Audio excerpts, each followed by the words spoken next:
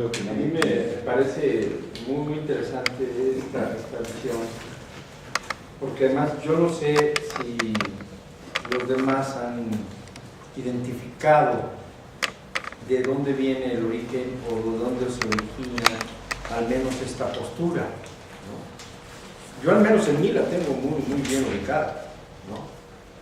Y viene de mi tradición judeocristiana inicial de formación, ¿no? Es decir, esta práctica religiosa, primero de creer que hay una verdad única y absoluta, ¿no? Y que además esa viene emanada de Dios, ¿no? Perdón, y porque además, como dice el doctor Armando, si uno no encuentra en su realidad interna cómo fueron configurándose estas nociones, pues después, o sea, las lleva uno a su práctica social, a su práctica política. Yo recuerdo muy bien, alguna vez invité a unos amigos a casa de ustedes, y pues los invité a presumir mi biblioteca, ¿no? Yo tenía unas repisas que compró mi mujer en Buenavista Guerrero, las agarré, yo tenía un retrato muy grande de Marx, ¿no? Muy bonito, ¿no? Puse el retrato de Marx, puse una repisa, luego puse el siguiente retrato de Engels, puse una repisa, puse la otra repisa y puse el retrato de Lenin. Me dicen mis compañeros, qué bonito altar tienes. Pues, ¿cuál altar? Si yo soy ateo. Cuando se fueron, entré y observé y dije, ese es un altar. O sea, cualquiera que venga, pues es un altar. ¿Y por qué puse eso ahí? ¿De dónde viene? ¿De dónde lo estoy recreando? Pues de mi infancia, ¿no? Judeocristiana, religiosa, ¿no? Decidí bajarlos, ¿no? Bajar las repisas y hacerme cuenta de mi propio proceso. Y esto... Jesús, ¿y las repisas de aquí las bajaste también? También, las tuve que bajar de ahí. Sí, las tuve que bajar de ahí. Sí. Y tuve que romper con muchos paradigmas. Luego entonces, el hombre nuevo, ¿no? Por el cual uno luchaba, pues era esa visión del hombre nuevo cristiano, ¿no? Y muchas veces, pues en mi actividad militante, ¿no? Pues era así como, pues era uno de los apóstoles que salía a predicar la buena nueva, el evangelio, ¿no? Y pobre de aquel que no estuviera de acuerdo con mi evangelio, porque pues había que tatemarlo, ¿no? Había que quemarlo en la hoguera, había que vencerlo con, ¿no? Y entonces, hay muchos, yo al menos, no puedo, como bien se dice, yo le he venido apretando a esa concepción que no termina por acabarse, ¿no?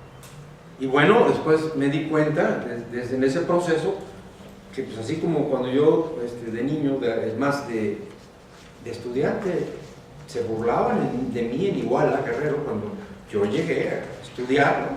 Para profesor de primaria, pues antes de irme a dormir yo sacaba la Biblia y me ponía a leer la Biblia. Pues todos mis compañeros estudiantes, pues era yo el asombro, ¿no? Y empezaron los debates, y Dios existe o no existe.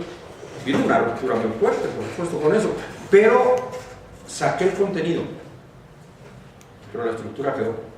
Entonces luego cuando leía a Marx, al Capital, pues hacía una lectura religiosa. O sea, le saqué el contenido, pero quedó la estructura, ¿sí? Y entonces, ahora que he estado leyendo desde hace algún tiempo cosas de neurociencias y estas cuestiones, cómo se forman las representaciones mentales colectivas, he encontrado que hay dos partes importantísimas. ¿Cómo se produce la huella sináptica?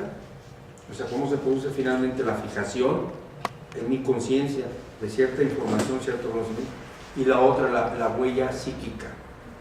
Entre los dos forman la plasticidad neuronal, y ahora puedo reaprender, reeducarme gracias a esa plasticidad neuronal. Entonces yo coincido, o sea, en este nuevo proceso de refundación de este movimiento comunista, pues también tengo que reasumir nuevamente un reaprendizaje en este proceso. Todo digo perdón. Miren, compañeros, En la experiencia que yo más o menos he ido desarrollando, uno de los problemas con los que más me he enfrentado, metodológicos, es que no se usa el método del materialismo histórico y del estudio profundo de la historia de cada país. Yo cuando leía, por decir, tanto a Lenin, a Mao y otros, veía esa, digamos, esa insistencia de conocer la historia. Y los señores, lo que sea cada quien, conocían la historia, no solamente la universal, sino la historia de su país a la perfección. Y en ese sentido, al conocer la historia, y sobre todo la historia más reciente, o sea, 50 años, una cosa así, 60 años, ellos lograban digerir a la perfección cómo funcionaba, no solamente en términos macros, sino en términos micros, una serie de organismos, de personas, de etcétera, etcétera. Y eso les permitía tener una certeza sobre la actuación de los elementos que integraban esa sociedad. Si no conocemos la historia y no conocemos a la perfección cómo funcionan una serie de elementos, y en ese sentido tiene toda la razón Armando, pues necesitamos particularizar una serie de situaciones para entenderlas, porque si nos quedamos en la abstracción pura, pues, y no la bajamos, pues entonces no funciona. En ese sentido también, al entender la historia, al conocer la historia, bueno, pues nos estábamos enfrentando a una serie de situaciones particulares en que, digamos, comenzamos a darnos cuenta, y hace rato se comentaba algo sobre eso, de los lobos con piel de oveja. O sea, toda una serie de elementos con piel de izquierda, pero que no era la izquierda, era la parte de la contrainsurgencia que se estaba dando históricamente. Ahora bien, otra situación metodológica muy importante que vivimos fue el lenguaje. Para cuando nosotros actuamos, digamos, en la segunda mitad del siglo XIX, el lenguaje estaba totalmente revisado, de tal manera que no nos podíamos comunicar, de tal manera que cuando se leía a Lenin no se estaba leyendo a Lenin, porque era otra cosa.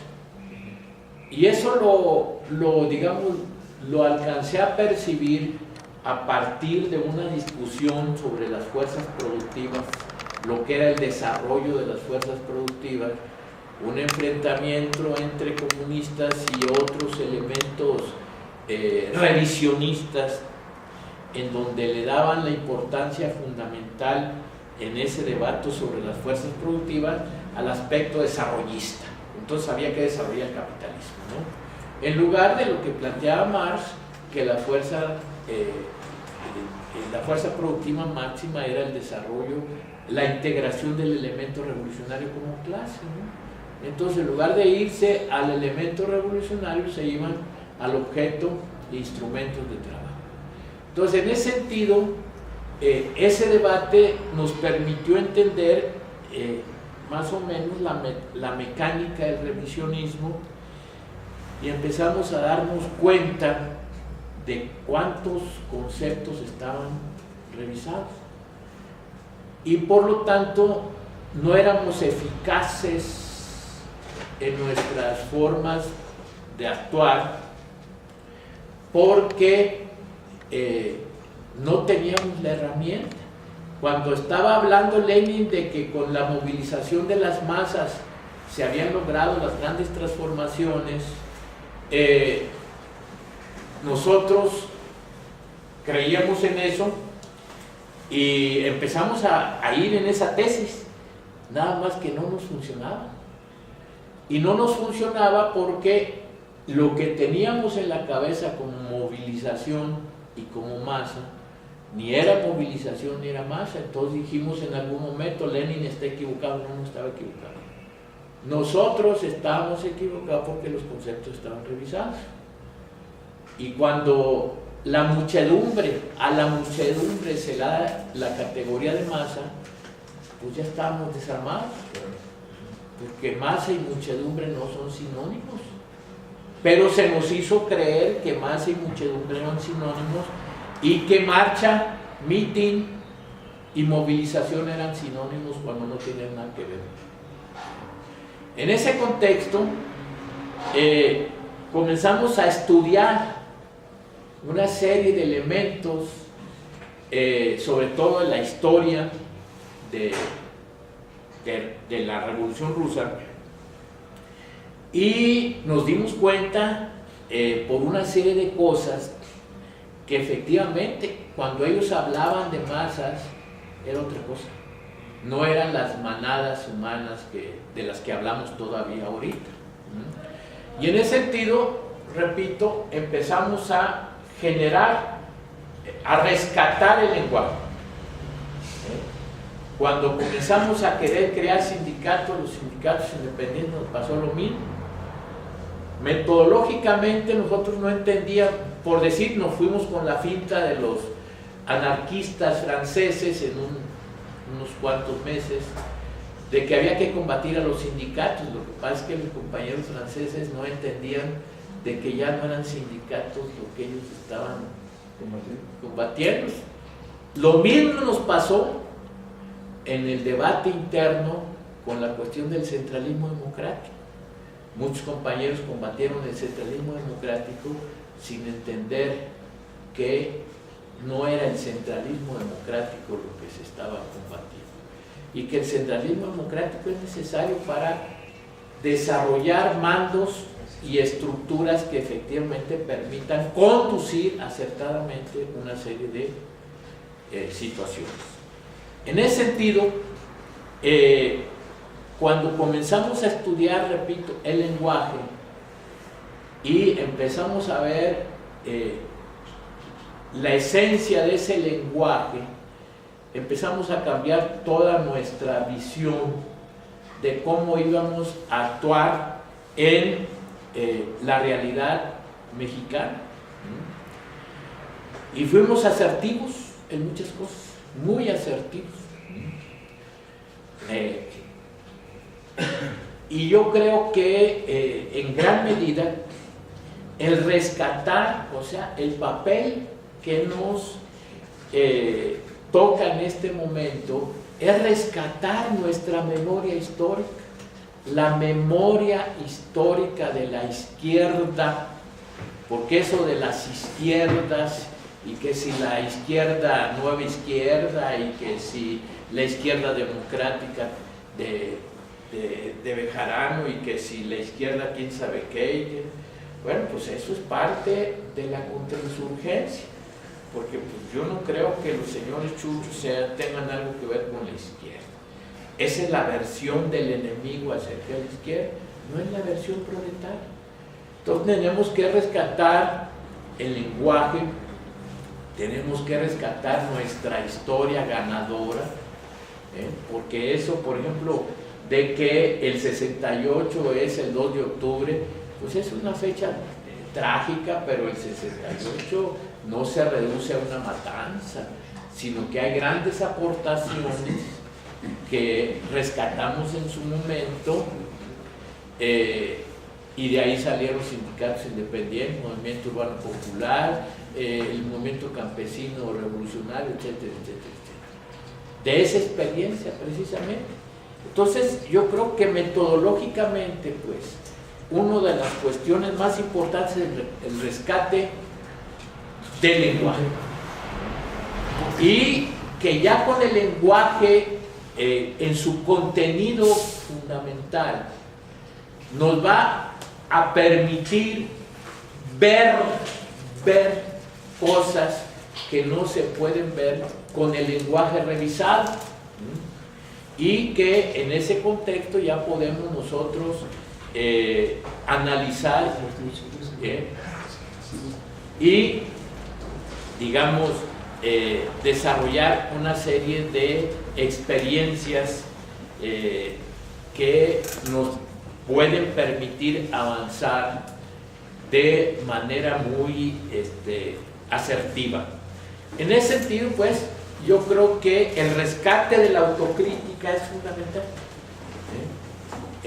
Creo que la tradición comunista, en donde se planteaba como cuestión fundamental la cuestión de la autocrítica, el análisis, y no la autocrítica en el sentido cristiano de que acúseme padre porque yo me ando metiendo con la compañera fulana y esto y lo otro que se daba. No era una cuestión de carácter estrictamente moral, sino de eficacia, de eficiencia, ¿no? Esto funcionó, no funcionó. Y en la medida que nosotros fuimos autocríticos y no surgían todavía los dioses, por lo que dice aquí Armando, de los que nunca se equivocan, de los que tienen una concepción muy indisoluble, así, muy férrea, eso siempre nos llevaron a las derrotas. Los que no se equivocan son los que nos llevan a las derrotas, porque pues, no tienen capacidad para entender que se equivocan, ¿no? Y todos nos equivocamos, somos seres humanos. Y en ese sentido sí es muy importante entender que somos seres humanos, ¿no? Y cuando dejamos de entender que somos seres humanos y que nos equivocamos, pues ahí está la historia que nos dice las consecuencias de ello.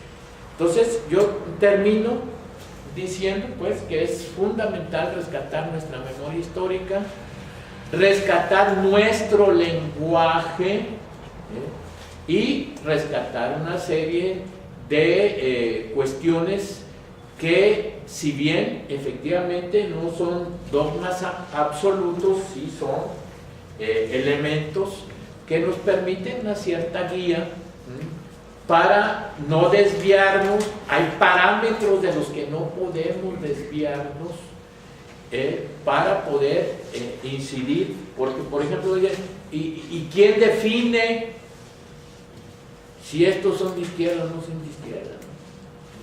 Bueno, ese es un tema que en cierto momento tenemos que abordar con mucho cuidado, pero sí hay parámetros para decir hasta dónde llega la izquierda y hasta dónde deja de ser de izquierda, ¿no? Entonces, en ese sentido, pues, una de las cosas con las que debemos de iniciar es el rescate, repito, de estos elementos históricos y de esta memoria, en fin, y del lenguaje.